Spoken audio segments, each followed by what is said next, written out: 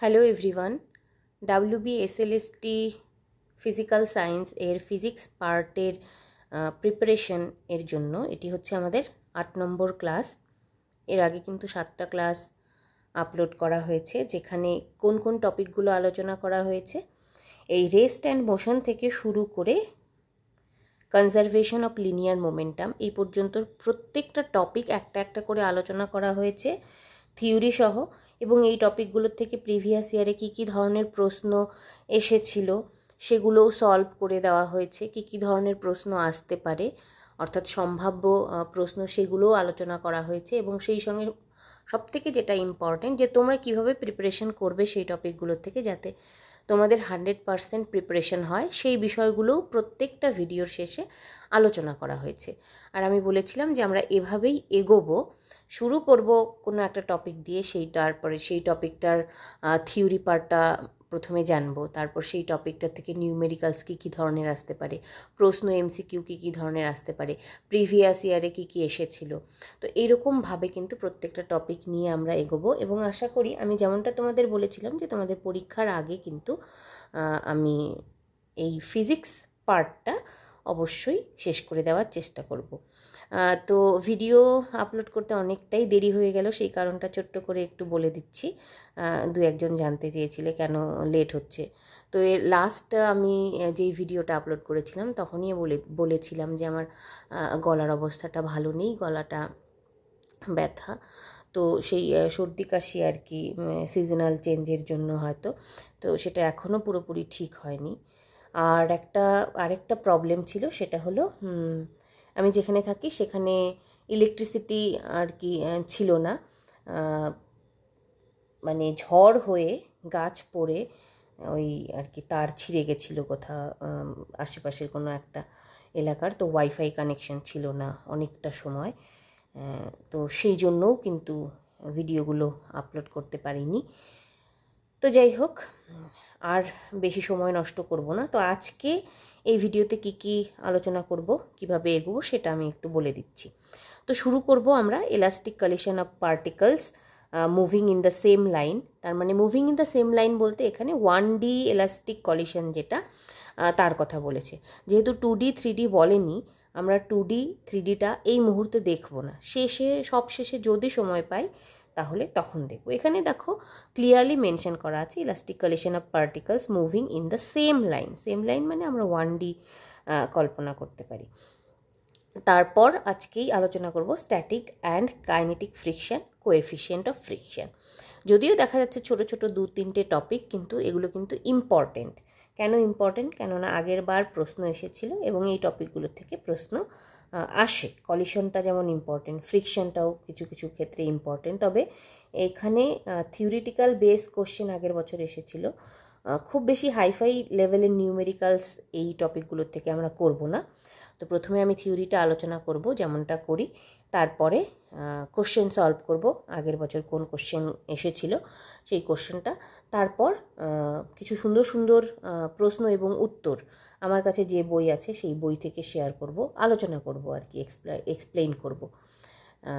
কেননা প্রত্যেক তুমি কোচিং ইনস্টিটিউশন বলো বা যারা যারা এই SLSTর কোচিং দিচ্ছে, তারা প্রত্যেকেই যেই বইগুলো ফলো করছে সেই বই কিন্তু কোশ্চেনের সঙ্গে আনসারও থাকে। তো এমনটা নয় যে প্রশ্নগুলো তারা নিজে বানাচ্ছে বা উত্তরগুলো তারা নিজে সলভ করছে, এমনটা খুব কম। এবং আজকাল কোনো একটা প্রশ্ন থাকলে তার উত্তর তোমরা নিজেরাই বের করতে পারো। ChatGPT রয়েছে, গুগল রয়েছে, অনেক রকমের মিডিয়াম রয়েছে।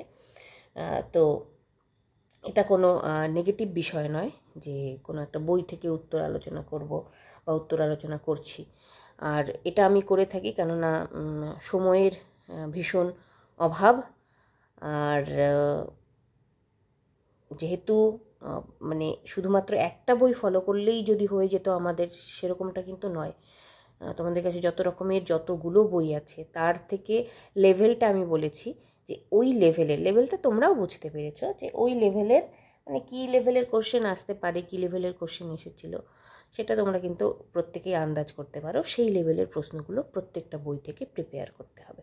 চলো এবার তাহলে এর যে আলোচনা সেটা শুরু করি।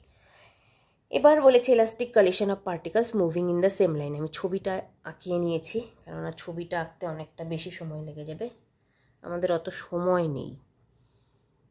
এখানে দুটো বডি নেওয়া হয়েছে, এ এবং বি। প্রথমে বলি এলাস্টিক কলিশনটা কি। এলাস্টিক কলিশন হচ্ছে যে যে মনে করো দুটো বডি, এখানে যেই দুটো বডি নেওয়া হয়েছে সেই দুটো বডি হচ্ছে সেম স্ট্রেট লাইনে মুভ করছে। আর এলাস্টিক কলিশন বলতে তাদের যে লিনিয়ার মোমেন্টাম সেটা কনজার্ভড থাকবে, অর্থাৎ কলিশনের আগে তাদের যে টোটাল লিনিয়ার মোমেন্টাম সেটা কনজার্ভ থাকবে, মানে কলিশনের পরে আর আগে লিনিয়ার মোমেন্টামটা তাদের সমান হবে, কোনো চেঞ্জ হবে না, নো চেঞ্জ, কনজার্ভড থাকবে। এটাই হচ্ছে ইলাস্টিক কলিশন। এবং আর একটা শর্ত ইলাস্টিক কলিশনের ক্ষেত্রে হয়, সেটা হচ্ছে কাইনেটিক এনার্জি অলসো কনজার্ভড। ঠিক আছে, তাহলে দুটো পয়েন্ট কিন্তু খুব ভালো করে মনে রাখতে হবে, এই দুটো পয়েন্ট থেকে থিওরিটিক্যাল বেস কোশ্চেন আসে। ইলাস্টিক কলিশন হলো এরকম একটা বিষয় বা এরকম একটা কলিশন যেখানে হচ্ছে যেই বডিগুলো ইনভলভ থাকবে তাদের যে বিফোর কলিশন যে টোটাল লিনিয়ার মোমেন্টাম সেটা আফটার কলিশন লিনিয়ার মোমেন্টামের সঙ্গে সমান হবে, অর্থাৎ লিনিয়ার মোমেন্টামটা কনজার্ভড থাকবে। এবং একই রকমভাবে kinetic energy is also conserved in elastic collision. ঠিক আছে, তো যখন যখন আমার ভিডিওগুলো দেখবে তোমরা নিজেদের যেই খাতায় আর কি নোট করছো বা রাফ প্র্যাকটিস করছো, আমি আগের ভিডিওগুলোতেও বলেছি সেই খাতাগুলো নিয়ে অবশ্যই বসবে। আর যেরকম করে এখানে ছবিটা আঁকা আছে ঠিক সেরকম করেই তোমরা ছবিটা আঁকো, কেননা তা না হলে পরে কনফিউজড হয়ে যাবে যে এ বি কোথায় ছিল, কিভাবে হবে। তো এই দুটো বডি বিফোর কলিশন, ওদের মাস হচ্ছে m1 অ্যান্ড m2, ওদের ভেলোসিটি আমি মনে করি বিফোর কলিশন u1, এটার হচ্ছে u2। আর এই যে ছবিটা এটা হচ্ছে ডিউরিং কলিশন, যখন আর কি দুটো বস্তু কলিশন করলো একে অপরের সঙ্গে, তখন এটা ডিউরিং কলিশনের ছবি। আবার কলিশনের পরে কি হলো, ওরা কিন্তু নিজেদের সঙ্গে আটকে নেই, ওরা আবার আলাদা হয়ে গেল। তাহলে কলিশন হওয়ার পরে নিশ্চয়ই ভেলোসিটিটা যে ছিল সেটা চেঞ্জ হয়ে যাবে, কিন্তু মাসটা কি চেঞ্জ হয়ে যাবে? মাসটা কিন্তু এক্ষেত্রে আমাদের চেঞ্জ হবে না, এটা হচ্ছে m1 m2। ঠিক আছে, আর মাসটা একই থাকবে, আর ভেলোসিটিটা চেঞ্জ হয়ে v1 আর v2 হয়ে যাবে। ঠিক আছে, এই ছবিটা হচ্ছে আমরা লিখতে পারি আফটার কলিশন, এটা হচ্ছে আফটার কলিশনের ছবি। তাহলে ছবিটা পরিষ্কার, আশা করি ছবিটা সবার কাছে পরিষ্কার। এই ছবিটা হচ্ছে বিফোর কলিশন, দুটো বডি নেওয়া হয়েছে এ এবং বি, বিফোর কলিশন তাদের মাস ভেলোসিটি লিখেছি। এটা ডিউরিং কলিশনের ছবি, এটা আফটার কলিশনের ছবি। এবার যেমনটা বললাম যে আমাদের দেখো এটাই যদি 2-3 নম্বরের আসতো তাহলে ওই থিওরি লিখতে হতো, থিওরি অত জানতে হতো। আমি থিওরি অত কিছু বলবো না, ঠিক আছে, অত কিছু বলছি না, জাস্ট আমি অ্যানালাইসিস ডিরাইভেশন যেটা আছে সেটা আমি করে দিচ্ছি, এবং কি জানতে হবে টু দ্য পয়েন্ট ততটুকুই বলবো। ঠিক আছে, খুব বেশি থিওরি এখানে আবার জেনে লাভ নেই, কেননা ওগুলো আসবে না। মেইন যেই জিনিস আমি সেটাই শুধু বলবো। তাহলে এখানে কি ঘটনাটা ঘটছে ইলাস্টিক কলিশনের ক্ষেত্রে? In one dimension it involves two bodies moving initially along the same straight line, striking against each other without loss of kinetic energy and continuing to move along the same straight line after collision.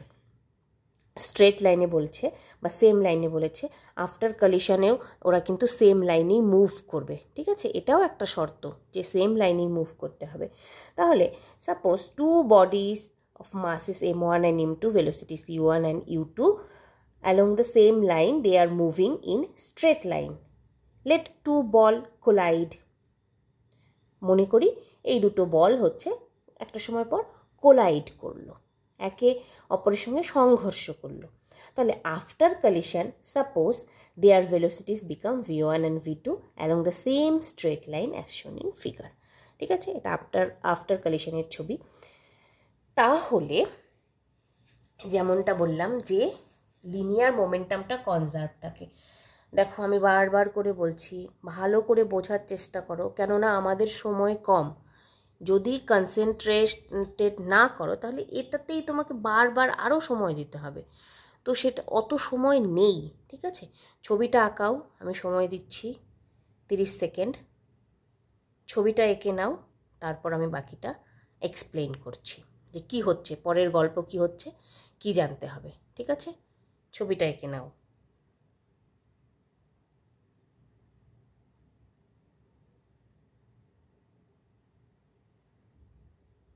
ছবিটা এবং লেখাগুলো ডান। ওকে, এবার আমি কি বলেছিলাম যে elastic কলিশনের ক্ষেত্রে লিনিয়ার মোমেন্টামটা কনজার্ভ থাকে। তো এই লিনিয়ার মোমেন্টাম কনজার্ভডের গল্পটা কেমন?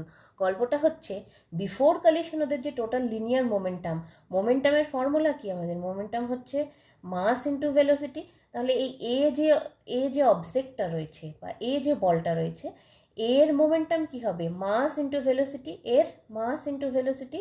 ঠিক আছে, তাহলে টোটাল এই যে দুটো বল, টোটাল মোমেন্টাম কি হবে? Total linear momentum. তাহলে before collision m1 u1 plus m2 u2 is equals to, after collision momentum কি হবে? m1 v1 plus m2 v2। সেটা কি হবে? কনজার্ভড হবে, সেটা চেঞ্জ হবে না। এটাই তো লিনিয়ার মোমেন্টাম কনজারভেশন রুল। ঠিক আছে, এবার দেখো আমরা এটাকে সাজিয়ে লিখতে পারি। আমি এই সাজানোটা কিন্তু এক্সপ্লেন করছি না, আমি আশা করব এবং আমি শিওর ফিজিক্স কেমিস্ট্রি স্টুডেন্ট তোমরা এতটুকু সাইড চেঞ্জ অ্যারেঞ্জ এটা তোমরা করতেই পারো। m1টা কমন নিয়ে নিলাম, এখানে আসবে হচ্ছে u1 মাইনাস m1 এর সঙ্গে v1 আছে, এটা এদিকে গেলে মাইনাস হয়ে যাবে, m1 v1 m2 এখানে আসবে v2 মাইনাস u2, এটা দিয়ে গেলে মাইনাস হয়ে যাবে। এটা আমরা 1 নম্বর ইকুয়েশন দিই। ওকে, এবার একই রকমভাবে আমি এটা একটু চট জলদি বলে দিচ্ছি। একই রকমভাবে kinetic energy is also conserved, তাই তো? কাইনেটিক এনার্জি কনজার্ভ, কাইনেটিক এনার্জির ফর্মুলা কি? Half M V square. তাহলে এই হাফ এম ভি স্কোয়ার দুটো বলের ক্ষেত্রেই নিতে হবে, লেফট মানে বিফোর কলিশন আফটার কলিশন সমান করে দিতে হবে। তাহলে আমরা কি লিখতে পারি? Half m1 u1 square plus half m2 u2 square is equals to half m1 v1 square plus half m2 v2 square. এই হলো গল্প। এবার এই হাফ হাফ সব এগুলো আমরা বাদ দিয়ে দিতে পারি সিম্পলিফিকেশন করে। একই রকমভাবে আমরা যদি m1 কমন নিই, m1 কমন নিলে থাকবে হচ্ছে u1 square minus v1 square is equals two m2 into একই রকমভাবে v2 square minus u2 square. এটাকে আমরা 2 নম্বর সমীকরণ লিখে দিলাম। ঠিক আছে, এরপরে আমরা কি করব? এরপরে আমরা যেটা করব, এই যে ইকুয়েশনটা আছে এটাকে 2 নম্বর ইকুয়েশনটাকে 1 নম্বর দিয়ে ভাগ করব। 2 নম্বর ইকুয়েশন ভাগ 1 করে পাই। আচ্ছা, আমি এটা শুধু এক্সপ্লেন করব, আমি স্টেপটা দেখাবো না। দেখো, এটা ওপরে লিখবো, এটা নিচে লিখবো, তাহলে m1 কাটা যাবে। এখানে দেখো u1 square minus v1 square মানে a square minus b square, এটাকে আমরা কি লিখতে পারি? a plus b into a minus b, তার মানে u1 মাইনাস v1, এটা কাটা যাবে। তাহলে কি থাকবে? u1 প্লাস v1, উপরে থাকবে হচ্ছে u1 plus v1 is equals two, এদিকে থাকবে হচ্ছে v2 প্লাস u2, বা এটাকে অ্যারেঞ্জ করে আমরা যদি লিখি v2 minus v1 is equals two u1 minus u2। এটা একটা আমরা রিলেশন পেয়ে গেলাম দুটো ভেলোসিটির মধ্যে। কি পেলাম? Hence in one dimension elastic collision relative velocities of separation after collision is equal to relative velocity of approach before collision.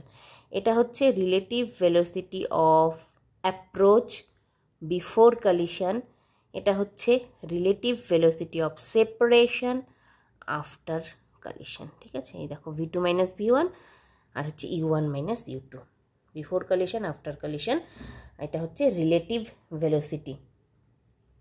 ওকে, এবার দেখো ফার্দার আমরা যদি সিম্পলিফাই করি, এখান থেকে এই ইকুয়েশনটা থেকে আমরা v2 বের করব। v2 সমান সমান u1, আচ্ছা v2 সমান সমান u1 মাইনাস u2, v1টা এদিকে গেলে প্লাস v1, v2 সমান সমান এটা পেলাম আমরা, ঠিক আছে। এবার এই যে v2র যে মান, এই v2র মানটা আমরা এই ইকুয়েশনটাতে বসিয়ে দেব, ঠিক আছে। যেখানে যেখানে মানে একটা জায়গায় v2 রয়েছে, এই v2র জায়গায় এই মানটা বসিয়ে দিয়ে আমরা যদি সিম্পলিফাই করে আমাদের উদ্দেশ্য হচ্ছে v1 এবং v2র একটা সুন্দর মান বের করা বা এক্সপ্রেশন বের করা in terms of their masses and velocities, ঠিক আছে, বোঝা গেল। এই v2র মানটা এখানে বসাবো, আমরা v1-এর এবং v2র জন্য সুন্দর একটা এক্সপ্রেশন পাবো। প্রথমে পাবো হচ্ছে v1-এর জন্য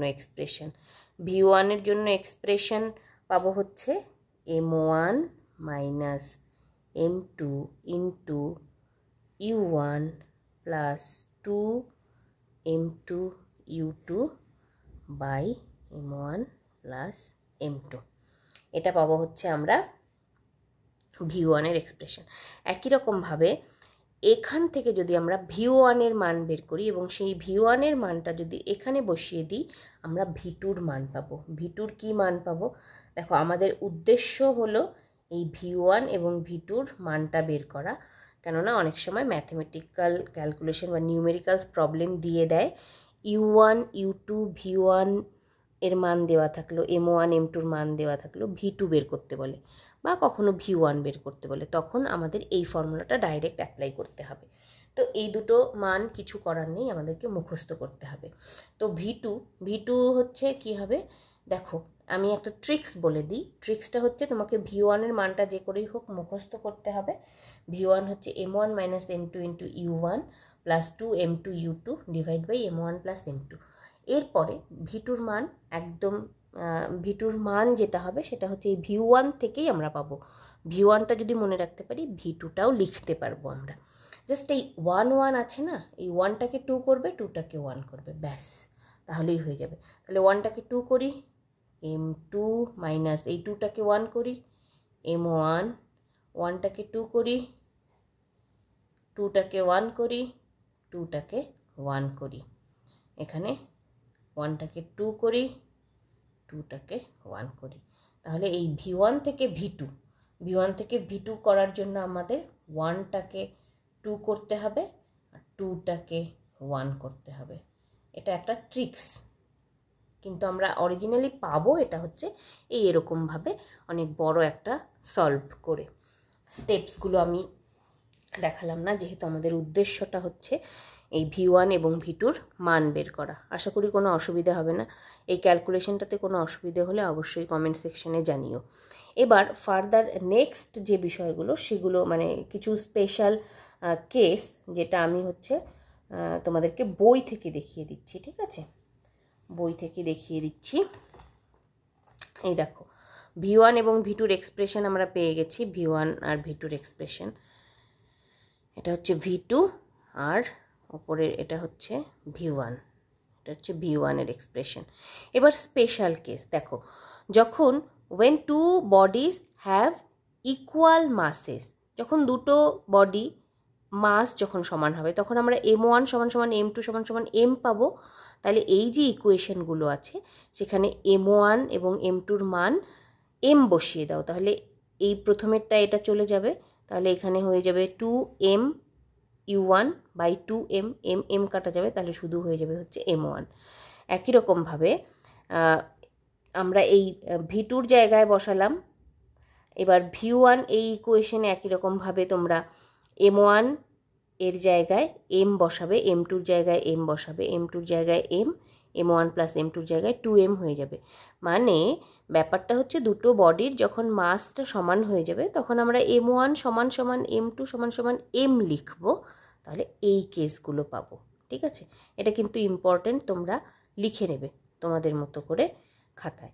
এবার দেখো, when body B is at rest u2 is equals to 0, তার মানে এই বডি, আচ্ছা এটা ছবিটা লাগবে, এই বিটা মুভ করছে না। মুভ যদি না করে, কোনো কি ইনিশিয়াল ভেলোসিটি থাকবে না, মুভ না করলে ইউ2টা 0 হয়ে যাবে। তখন ইউ2টা 0 হলে আমরা এই ভি1 এবং ভি2 যে ইউ2 আছে সেখানে 0 বসিয়ে দিয়ে এই এক্সপ্রেশনগুলো পাবো। দেখো কোনো ইউ2 টার্ম নেই, কেননা ইউ2 0। এবার কেস 3 হচ্ছে when bodies both bodies A and B have same masses m1 is equals to m2। আচ্ছা, when both bodies A and B have same mass that is m1 is equals to m2, m1 R m2 সমান মাসের হলে এবার ওই একই রকমভাবে ইকুয়েশনে আমরা m1 আর m2র মানগুলো বসিয়ে v2 is equals to u1 পাবো, v1 is equals to 0 পাবো। এবং নেক্সট দুটো কেস আছে, যখন এ বস্তুটার ভর বি বস্তুর থেকে অনেক বড় হবে তখন আমরা m2টাকে নেগলেক্ট করব। একই রকমভাবে m1টা যখন লেস হবে তখন হচ্ছে m1টাকে নেগলেক্ট করব। ওই v1 v2র এক্সপ্রেশনই হচ্ছে আমাদের আসল উদ্দেশ্য। ঠিক আছে, তো v1 v2 আমরা পেয়ে গেলাম। এরকমভাবে v1 v2র মানটা শুধু এখান থেকে মুখস্থ রাখতে হবে। এবার দেখে নিই এই টপিক থেকে কি প্রশ্ন এসেছিল আগের বছরে। ঠিক আছে, এবং তার উত্তর আশা করি তোমরাই করতে পারবে। এখন চলো দেখে নিই। হ্যাঁ, এসেছিল প্রশ্ন, সমরেখায় গতিশীল দুটি বস্তু স্থিতিস্থাপক সংঘর্ষের ফলে, তার মানে ইলাস্টিক কলিশনের ফলে কি হয়, তাদের মধ্যে কোনো শক্তির হস্তান্তর হয় না, তাদের মধ্যে কোনো গতিশক্তির হস্তান্তর হয় না, তাদের মধ্যে কোনো ভরবেগের হস্তান্তর হয় না, তাদের মোট গতিশক্তির পরিবর্তন হয় না। এটাই তো বলেছিলাম যে এই দেখো লিনিয়ার মোমেন্টাম কনজার্ভড, তাদের হচ্ছে মোট রৈখিক ভরবেগের পরিবর্তন হয় না, কাইনেটিক এনার্জি কনজার্ভড, গতিশক্তির পরিবর্তন হয় না। তাহলে এটার উত্তর হয়ে যাবে তাদের মোট গতিশক্তির পরিবর্তন হয় না। তো এই ধরনের থিওরি থাকতে পারে। আর নিউমেরিক্যালস থাকলে এই v1 এবং v2র যদি এক্সপ্রেশন জানো বাকিগুলো দেওয়া থাকবে, তোমরা খুব সহজেই বের করতে পারবে। এটা ভেরি ভেরি ইম্পর্টেন্ট, মানে এই v1 আর v2র এক্সপ্রেশনটা বের করা, মানে মনে রাখা আর কি। আমি ট্রিক্সটা বলে দিলাম, আশা করি কোনো অসুবিধা হবে না। একবার পড়বে, 4-5 বার লিখবে, তাহলেই হয়ে যাবে। একটা মনে রাখতে পারলে আরেকটা অটোমেটিক্যালি মনে থাকবে। ওকে, তো এই গেল এটার টপিক। এবার বলি এই টপিক থেকে তোমরা কিভাবে প্রিপেয়ার করবে যাতে 100% প্রিপারেশন হয় তোমাদের। তো আমি থিওরিটা বলে দিলাম, গল্পটা বলে দিলাম, মেইন দুটো পয়েন্ট বলে দিলাম, থিওরিটিক্যাল বেস যেটা, এটার যেই দুটো বেসের উপর, যেই থিওরিটিক্যাল বেস বা যেই দুটো মেইন স্টেটমেন্টের উপর দাঁড়িয়ে সেই দুটো মনে রাখতে হবে, v1 v2র এক্সপ্রেশন মনে রাখতে হবে। এরপর এই টপিকের ওপর যত রকমের থিওরি এবং যত রকমের নিউমেরিক্যালস তোমাদের বইগুলোতে রয়েছে, তোমরা বইগুলো একটু দেখবে, আশা করি সেখান থেকেই এবার সলভ করতে পারবে। বই বলো, তারপর কখনো তোমরা গুগলের হেল্প নিতে পারো, গুগলের হেল্প নিয়ে, চ্যাট জিপিটির হেল্প নিয়ে কী কী ধরনের প্রশ্ন তোমরা দেখতে পাচ্ছ সেগুলোর উত্তর যদি না জানো চ্যাট জিপিটির থেকে উত্তর বের করতে পারো। তো এই হচ্ছে ব্যাপার। এবার আমরা চলে যাব আমাদের পরবর্তী টপিকে।